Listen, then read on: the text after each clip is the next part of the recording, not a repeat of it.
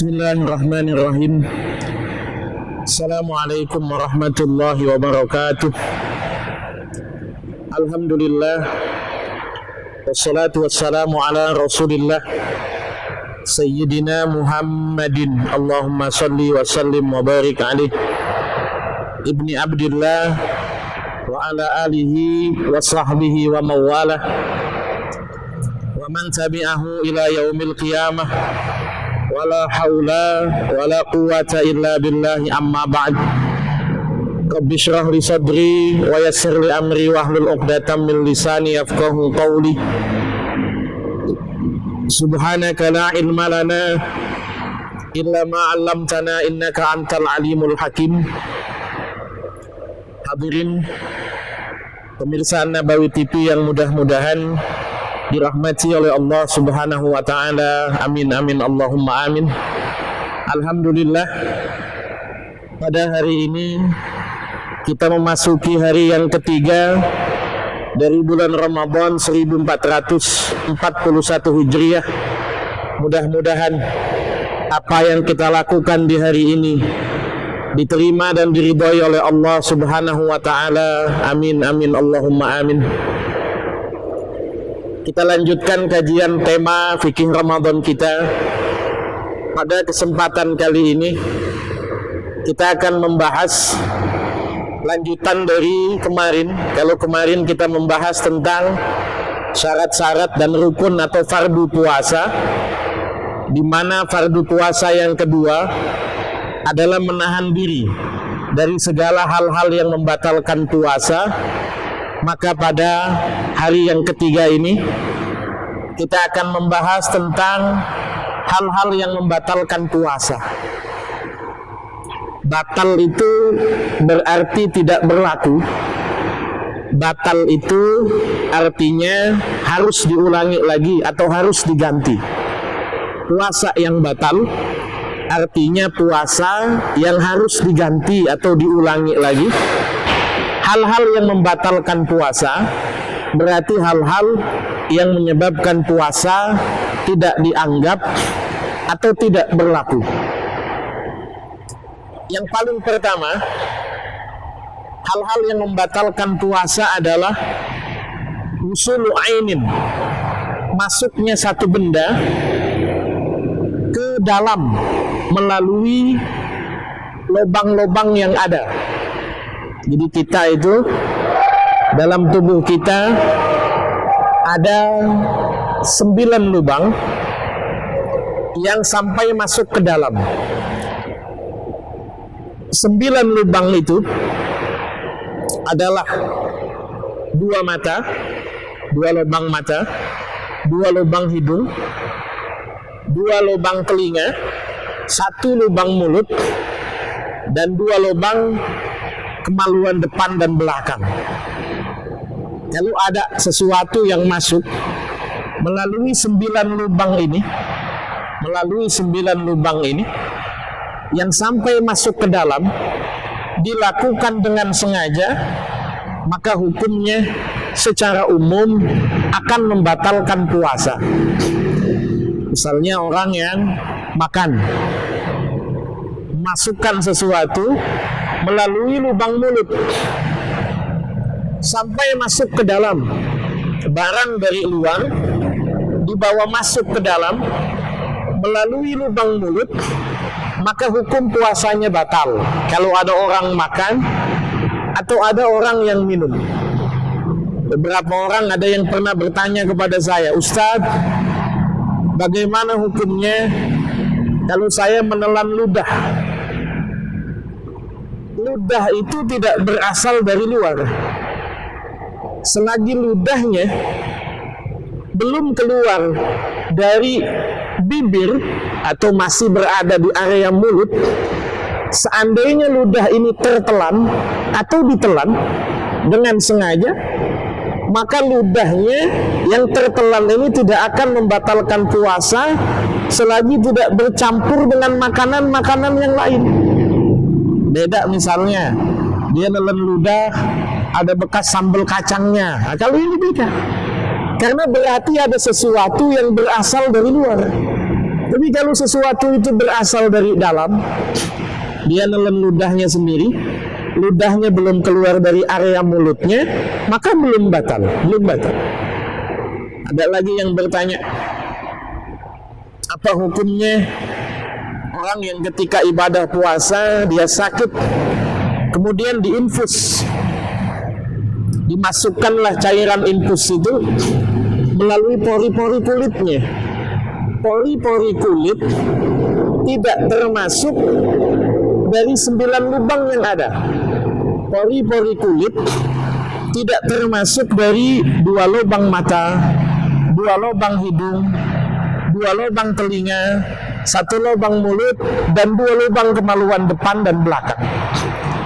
Kalau ada yang bilang, tapi Ustaz, itu kan dia infus isinya sari makanan Ustaz, kenyang dia.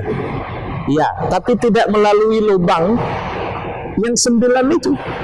Nggak ada juga kan orang yang mau jatah makan siangnya diganti infusan, kan nggak ada. Nggak ada juga orang yang makannya diganti dengan infusan, nggak ada. Maka orang yang sakit dalam keadaan berpuasa, misalnya dia sakit, orang yang sakit parah nggak wajib berpuasa.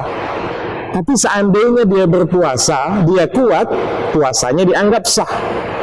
Jika orang yang sakit ini tetap bersikeras berpuasa, kemudian dia diinfus, tindakan infus itu tidak menyebabkan batalnya puasa.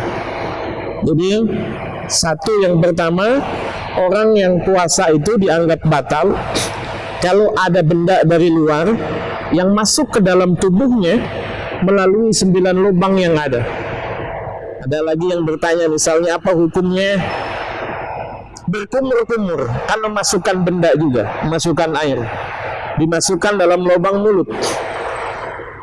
Dalam fikih dikatakan bahwa berkumur masih tetap sunnah, dilakukan pada saat ibadah puasa Ramadan dengan syarat tidak mubalaghah, tidak berlebih-lebihan.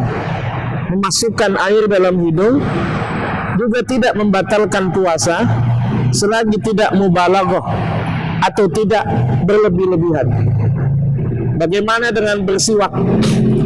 Bersiwak masih tetap sunnah dilakukan ketika seseorang melakukan ibadah puasa Ramadan, meskipun kalau dalam mazhab Syafi'i dibatasi, dia masih boleh bersiwak sampai sebelum zawal, sampai sebelum masuknya waktu zuhur. Ada juga yang kadang-kadang bertanya, bagaimana kalau yang masuk itu benda gas? Kalau yang masuk itu benda gas, sesuai dengan babit fikih, tidak dianggap hal yang membatalkan puasa. Kita menghirup bau kentut orang lain, puasa kita nggak batal. Kita lewat di samping rumah makan, bakar sate, bakar ayam, bakar daging, asap lezatnya makanan itu masuk dalam rongga-rongga hidung kita sampai terasa nikmat, puasanya nggak batal. Itu kadang-kadang yang iseng itu kaum perokok itu nanya sama saya, Ustaz, bagaimana kalau ngerokok itu? Kan yang masuk cuma asapnya saja, bendanya nggak masuk, asapnya nggak masuk. Saya biasanya jawab, kalau pengen merokok jangan dihisap rokoknya. Kalau ada orang rokok dikeluarin asapnya, itu hisap itu, asap bekas keluarnya orang itu. Kalau begitu nggak batal, karena yang masuk adalah benda gas. Tapi kalau rokok, bendanya ada, dimasukkan dalam mulut, dihirup materinya sampai ke dalam, itu pasti batal puasanya. Itu yang pertama. Masuknya sesuatu, benda, padat maupun cair, ke dalam tubuh melalui 9 lubang yang ada. Yang kedua, termasuk hal-hal yang membatalkan puasa adalah berhubungan suami istri. Maka sebagian ulama itu memakruhkan orang akad nikah di bulan Sya'ban itu makruh. Kenapa? Karena puasanya beresiko. Bermesraan dengan istri selagi tidak melakukan hubungan suami istri, puasanya nggak batal. Maka pernah ada satu kisah, ada orang datang, saya agak lupa riwayatnya, apakah kepada Ibnu Abbas ataukah kepada Ibnu Umar. Dia datang menghadap dan dia bertanya, anak muda bertanya kepada Ibnu Abbas, ya Syekh, kalau saya mencium istri saya di siang hari bulan Ramadan, apakah puasa saya batal? Dijawab, puasa kamu batal. Datang lagi orang tua, nanya pertanyaan yang sama, ya Syekh, kalau saya mencium istri saya di siang hari bulan Ramadan, apakah puasa saya batal? Ibnu Abbas jawab, tidak batal. Anak muda ini nggak terima, pertanyaannya sama, kasusnya sama, kenapa jawabannya beda? Kata Ibnu Abbas, untuk yang sudah tua, dia mencium istrinya nggak apa-apa, karena dia mencium istrinya tidak lantas lanjut kemana-mana. Tapi kalau untuk anak muda, misalnya dia mencium istrinya, berisiko dia akan melakukan hubungan suami istri. Orang yang melakukan hubungan suami istri tidak hanya batal puasanya, tapi juga wajib membayar kafarat. Kafaratnya adalah membebaskan budak. Jika budaknya tidak ada, maka kafaratnya adalah puasa 2 bulan berturut-turut.